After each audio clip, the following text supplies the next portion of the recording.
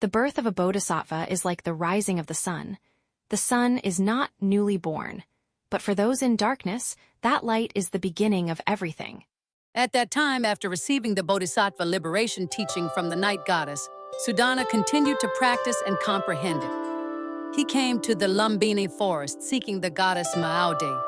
He saw her sitting gracefully in a magnificent pavilion adorned with jeweled trees, seated upon a jeweled lotus throne with a lion pedestal, surrounded respectfully by countless celestial beings.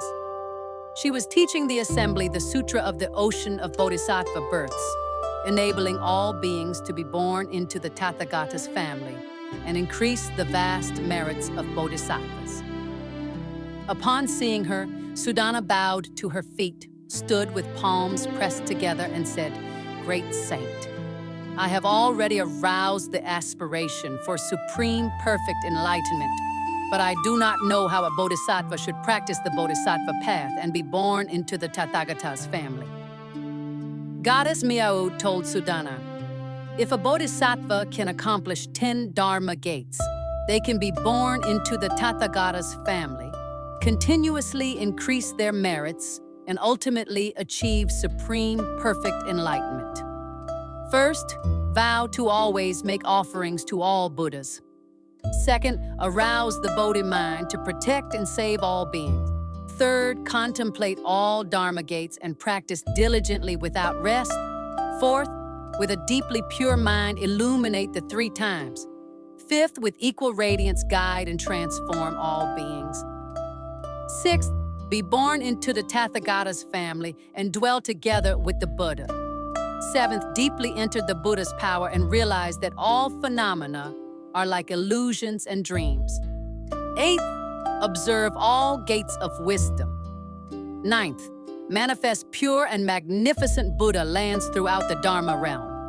10th, enter the ground of the Tathagata, receive empowerment from Buddhas of the 3 times, and display miraculous powers and skillful means to tame all beings.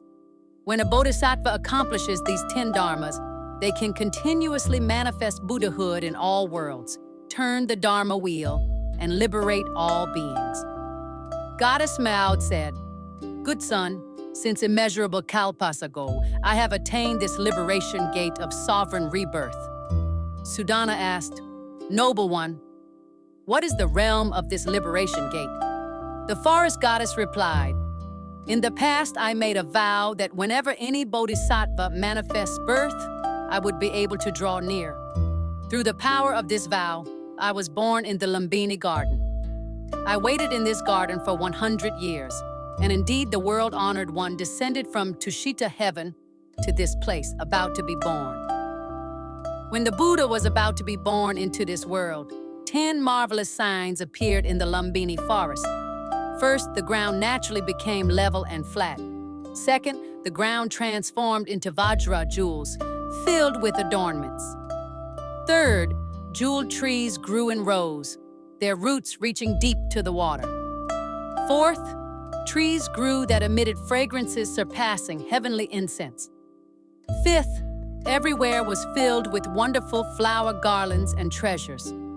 Sixth, all trees bloomed with mani jewel flowers. Seventh, lotus flowers naturally emerged from the ponds, covering the entire water surface. Eighth, celestial beings, dragon kings, yakshas, and the 8 classes of divine protectors gathered here. Ninth, celestial maidens and goddesses stood respectfully with joyful hearts, holding offerings. 10th, Buddhas from the 10 directions all emitted radiant light, within which appeared visions of Buddha births and their virtuous deeds.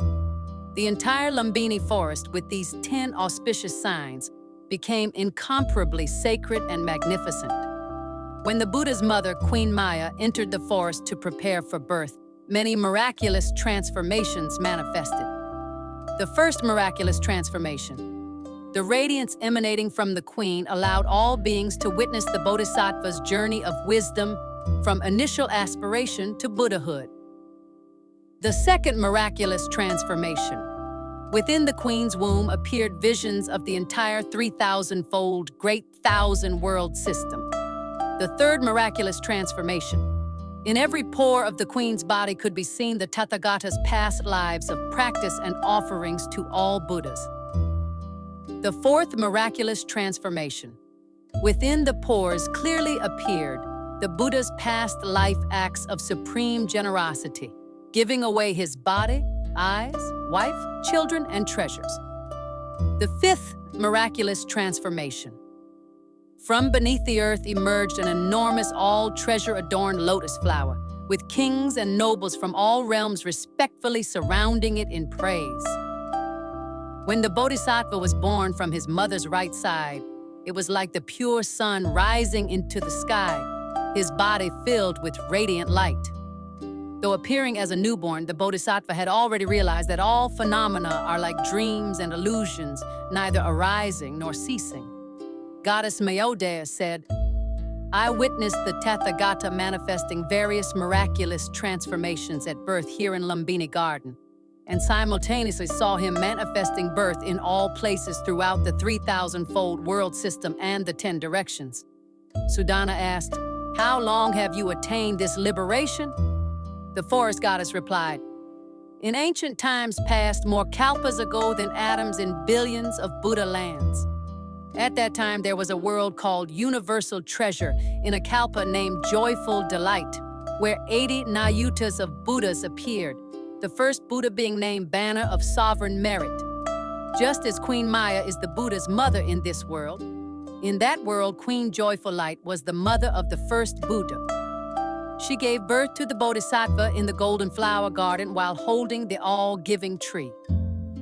At that time, there was a nursemaid named Pure Light.